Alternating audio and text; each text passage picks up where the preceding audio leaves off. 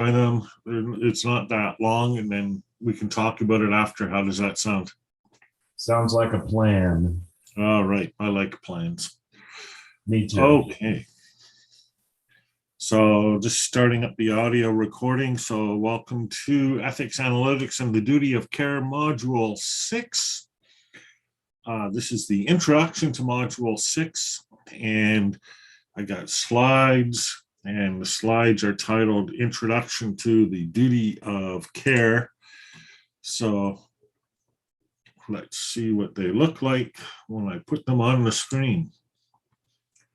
There we go. Share. How does that look? That should look good, eh? Yeah, I think that looks fine. Oh, it disappears when I do that, though, doesn't it? Okay. So I'm going to stop share. I'm going to move this over. I'm going to start share. There we go. It looked fine to me. All right. There you go. Yeah. So yeah, this module is titled The Duty of Care, and this particular presentation is Introduction to the Duty of Care, and I'm doing double duty by doing the presentation in our conversation section, which creates confusion for the course archives later, but I'll work that out later. So where we start, when we start talking about the duty of care, is with what might be called data ethics of power. And it's kind of where we left off when we were talking about approaches to ethics, and especially, who speaks for us when we're talking about ethics. And this particular paper that I'm referring to talks about data ethics, but it could be talking about ethics generally. And Guy Hasselbach writes, a data ethics of power can be described as a type of postmodernist, or in essence, vitalist call for a specific kind of ethical action to free the living/human being from the constraints of the practices of control embedded in the technological infrastructures of modernity that at the same time reduce the value of the human being, which is a bit of a mouthful. But I think we can get a sense of what Gray is after here by, in the words of one Danish minister, at the launch of a data ethics expert group, he says, this is about what society we want. And, maybe the scholars of history would say that we're progressing toward a more liberal and more progressive society. But I think also, if we're going to look at it that way, we're progressing toward a society where individuals are more free, but more free can be discussed and defined in a variety of ways. So it's not really helpful. But the idea here is to try to define ethics and to try to define the society that we want as something that is more human.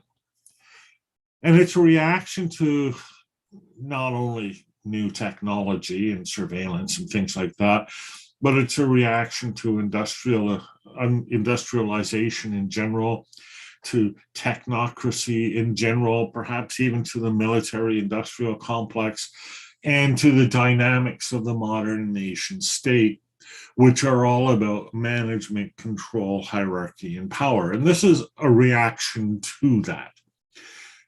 So what does that reaction look like? Well, it's a move away from what Robert Nozick called coercive philosophy. In coercive philosophy, as he says, arguments are power and best when they are knocked down. Arguments force you to a conclusion. Now, we know that this isn't the case. We've learned, as we've all of society, or at least that part of society that's connected has engaged in this process of argument that sometimes the opposite is the fact. The argument doesn't force anyone to a conclusion. If anything, it forces people who disagree with you to retrench. It's like what we see with a lot of the radical or alt-right sites like Parler. Parler is a site that was set up by neoconservatives as a response to Facebook and Twitter. They were responding against what they perceived as censorship, and so set up their own website. And the thing is, if you engage in arguments with the proprietors of a site like Parler, you're actually doing what they would like. You're not convincing them that they're wrong. Rather, you are granting them legitimacy and, if you will, actually feeding the beast. That's why they say, don't feed the trolls. Getting into an argument is what they want. And it's hard to come to grips with this idea that, argument fails. But it does tell us that, moral and ethical values are, in a certain sense, different from and perhaps deeper than argument. And Sharita is joining us today.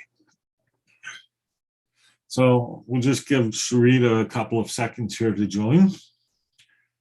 And she will see, as soon as she's able to see, which I assume is now, that I've started in on a short presentation, beginning with the introduction of the duty to care, introduction to the duty of care. Let's try that right. Talking about the reaction to data ethics of power, where this new type of ethics is postmodernist or even vitalist, to free the human being from the constraints of the practices of control and try to define the sort of society that we want. And the society that we want is something that is beyond argument. As we've seen in the past in our experience of trolls and the information wars, getting into arguments with the other side is often just what the other side wants. You're just feeding the trolls, feeding the beast. So what does this new kind of society look like?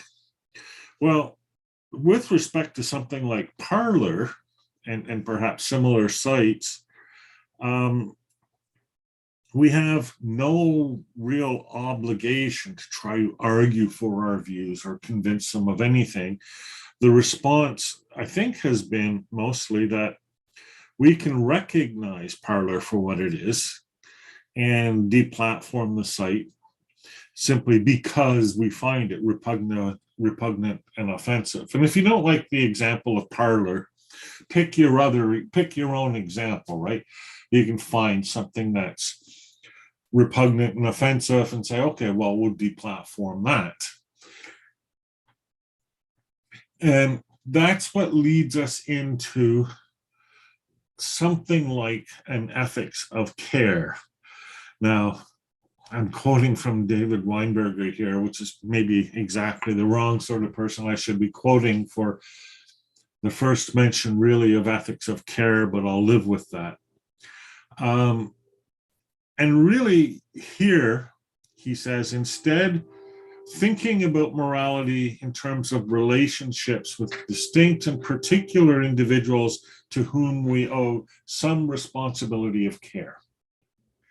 It takes as its fundamental and grounding moral behavior the caring of a mother for a child. Now, how literally you want to take that might be a subject of discussion and debate, but that's the starting point that we're working from here. Okay, let's cash that out a little bit. And I've got a train going by here, so everything in the room is shaking. So, where we begin with this kind of discussion is with a thing called the duty of care, which applies to healthcare professionals. And I'll start here because it ties back into all of the discussion of ethical codes that we had earlier and the way ethics sort of reformulated itself into this discussion of ethical codes, especially codes for professionals. And these have their basis in what we call a duty of care. Now, it's a legal duty, but there's also a moral and ethical and professional aspect to it as well. But the beginning of this is in something called the snail in the bottle case in 1932. It actually took place at a restaurant in Coffs Harbour where the one person bought a bottle of it, I think it was root beer or root ale or ginger ale or something like that, in a dark bottle. You can see it there. I was sort of hoping the picture of the bottle would tell me what it was, but anyhow, pour out of the bottle into the glass, have a drink, refresh the glass, and out pops a snail, a decomposing snail. That's actually happened to me in the past, not with ginger ale and not with a snail, but the same sort of thing. And it's really gross and disgusting and horrible. The question is, did the people who created and bottled the ginger beer have any responsibility toward the person, and especially the ill effects suffered by the person who eventually consumed the beverage? And the court decided in a split decision that yes, they did. That they had an obligation of care to whomever purchased the product. That there was this relationship here, and you couldn't just serve ginger beer and say buyer beware. And that's where it begins.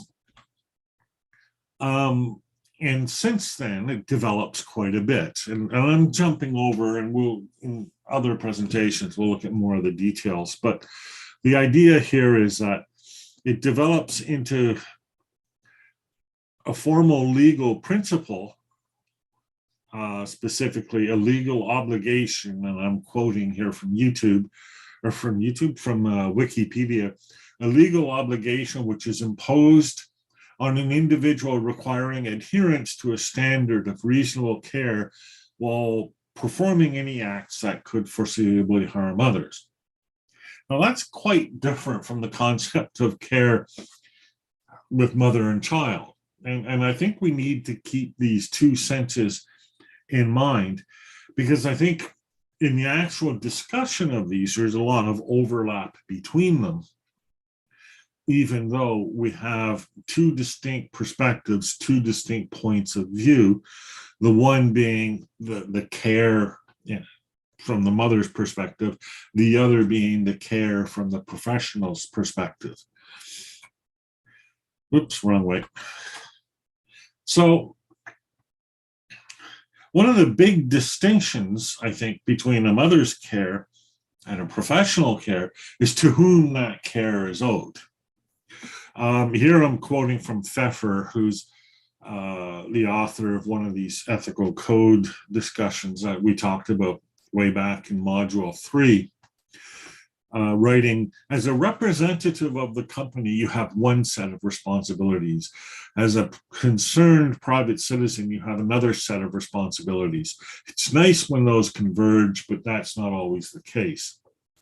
We see that with professional ethics a lot, and I think we talked about it specifically, where a profession like a doctor or a lawyer or whomever, so anyone working in a company or for an institution, a school, a university, they have a responsibility toward their client, but they also have a responsibility toward their employer. And I think we can say here that with this discussion, the attempt is being made to tip the balance away from the formal institutional structure of employment and management and toward the client or the person who is actually in your care. There's also a story about where care comes from. And if you're like me and you're a prickly analytic and you want to know where things come from and what causes things and how everything works, you're sitting there and you're saying right off the bat, well, what do you mean by care? And you want all of these definitions of care, and I can have another one of my database things with all the different elements of care, but I also want a sense of what it means in terms of ethics. What, if you will, what's the biological story? So here is a depiction of it, and I stress a depiction of it. First off, beginning with the observation that not just humans, but animals in general, maybe not all, but certainly some, care for themselves and show care for others. And these behaviors are evolutionary behaviors. You can see that in the relation between a duck and ducklings, or a mother cat and kittens, etc. It's not universal. Some animals will just push them out of the nest and say good luck. But certainly we do see it. But it is a discussion to have as to whether care, properly so called, is something that is unique to humans. I'm inclined to be skeptical about that. This comes from, we are told, an attachment, which is essentially dispositions to extend care to others. Now, this is very, when I use a phrase like dispositions to extend care to others, that's almost like using behaviorist language. And I don't want to use behaviorist language to describe this, but we'll use that for now. We'll say, okay, attachment equals care, right? To care for something is to be attached to it, or perhaps result from attaching to it. So the gender-specific account of care comes from the specific idea that when a mother has a child or a kitten or whatever, right, the placenta releases hormones. These act on neurons and create something like a nesting urge. Now, I cannot attest to the accuracy of that biological principle, right? I am not a biologist, and I never will be a biologist. So I'm depending very much on second or third hand sources for this. But it is plausible, prima facie, that there are psychological effects from giving birth. It would shock me if there weren't.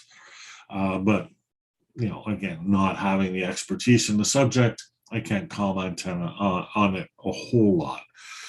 But this results in almost a convergence of self-interest and interest to others, or as I've characterized it here, where protect myself tactics feel the same as protect mine tactics. And I think that's the important thing here, right? I've told a biological story, but if I were going to tell a story about ethics here, it's not going to be a kind of biological naturalism. This is a theory that might explain where it comes from, but where it comes from doesn't tell us what it is. It just tells us where it comes from. And I think the actual ethical importance here is how these things feel, right? How the social animals caring for each other actually feel about each other. What attachment feels like. Is that a sensation? What does the sensation of attachment feel like? And similarly, what does the protect mine sensation feel like? And that will form the basis for our ethics, I think. But we have to go a ways to get to that. A way of characterizing it is as empathy. I'm not really going to say that empathy captures all and only care, but there is an aspect there, and we can get an intuitive sense as to what we mean when we talk of ethics as empathy. When people talk about empathy, they're not talking about following rules. They're not talking about making arguments. They're not talking about adhering to principles. They're not even talking about standards of behavior or anything like that. It's captured in this quote from Albert Camus, The Plague. This whole thing is not about heroism. It's about decency, right? And this idea, this sense of basic decency, this sense of basic empathy for others is probably closer to what we mean by a duty of care. Again, I'm glossing over a lot here because this is just an introduction, but we'll look at that in more detail. So in the literature, we get various dimensions of care. And so, here I am, the analytic who actually did slice and dice it. But again, I'm not going to consider all of this definitive of care. And I'm not even going to say that these are separate and distinct properties of care. All I'm going to say is that these are words or concepts that came up in the literature when people were trying to define what they meant by care. And so they mean things like empathy, social justice, equity, cultural responsiveness, inclusion, empowerment, and I could probably add more. And we, that may be one of the things that we think about in this module. What are these dimensions of care? Does it make sense to draw them out and list them? Can we talk about what they look like in both our feeling of care and then in the practice of care? One subject that comes up, and I alluded to it briefly earlier when I asked whether care is essentially human, and of course I was comparing humans with animals here, but a question that can be asked is whether care is restricted to biological life or carbon-based life. Maria Puig contests the view that care is something that only humans do. I'm reading from a review on Amazon, and argues for extending to non-humans the consideration of agencies and communities that make the living web of care by considering how care circulates in the natural world. And there are various approaches to understanding care that suggest that this may be possible. Now, this points to a bit of a dilemma in the concept of care, right? If you think that care has its basis in a maternal instinct, then it's something that really is not possible for computers, because we can't really think of computers as having a maternal instinct. But if you think of care as a feeling that can be described as a result of various sensations, then maybe that is something that a machine can have.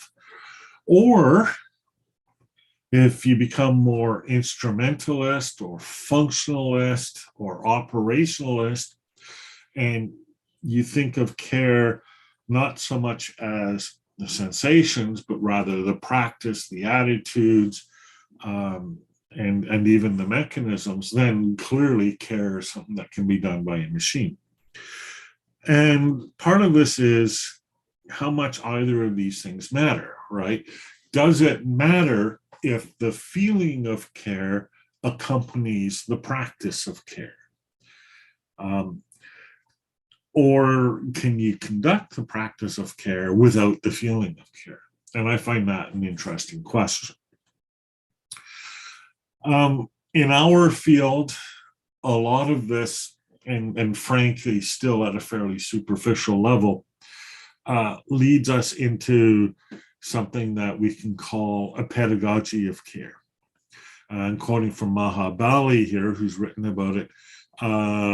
And she puts a pedagogy of care into terms of equity and justice, saying one of the most empowering ways to redress justice is to put power of decision-making into the hands of those furthest from justice. And this takes us back to the very beginning where we were talking about data ethics of power. And so it's a question of, is care something to do with the power relationship? Is care something to do with the nurturing relationship? Is care something to do with the sensation or feeling? So what we'll do in this module is basically go through these. I'm not going to call them arguments because that's not the right way to think of this. Go through these differing accounts of what we mean by care and what we think care is, to try to come out with something like a coherent story about care. And I think it's only going to be a story. I mean, I don't think we're going to have a full-blown theory with laws, rules, and principles, but maybe we can approach an understanding of what we mean by ethics when we talk about ethics and analytics from the perspective of duty of care. So that's my intro. So I'll stop sharing slides. And